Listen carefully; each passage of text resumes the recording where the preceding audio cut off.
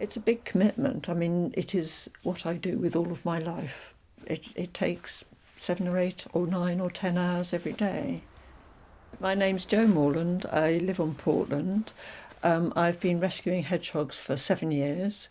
Before that, I worked until I was 65, and a couple of years after that, I started taking in hedgehogs and have been rescuing ever since.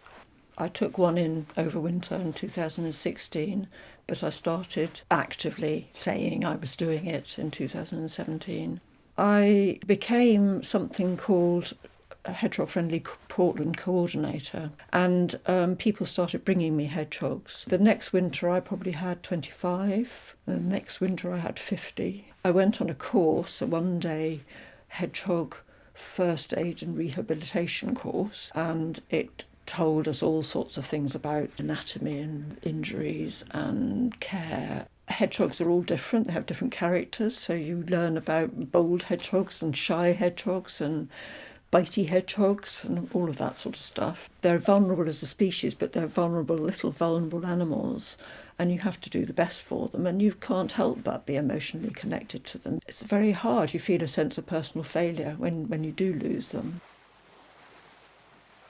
I usually get up about 5:30, have a cup of tea, and then I'll start cleaning in the hospital upstairs and deal with the babies and the sick ones. And then I'll go out to the shed and deal with all the hedgehogs out there, which, depending on how many, could be 2 or 3 hours. Hedgehogs really need to be protected in various ways and rehabilitated, partly because they get injured and they are animals in distress from that point of view, but the hedgehog population is hugely vulnerable. In the 50s, there were about 30 million hedgehogs in the UK estimated, and now there are about 500,000.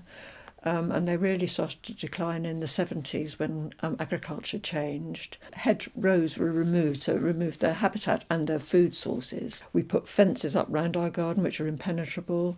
We have more cars on the road. We spray our gardens. We put astroturf down. We build developments on what was previously, pasture land. Humans are responsible for all of this. The thing that really frustrates me about us is that we often aren't even prepared to do anything to adapt our behaviour, and it's a source of great sadness that we can't share our earth with the wild animals that live here, and adapt ourselves just even slightly. So there's a number of things people can do. They can talk to developers about putting hedgehog holes in their fences. They can stop building sites, grubbing up vegetation without checking it. They can make their gardens more welcoming to hedgehogs. They indicate the health of the planet. So it's really, really important that we take on our responsibility in relation to the whole of wildlife.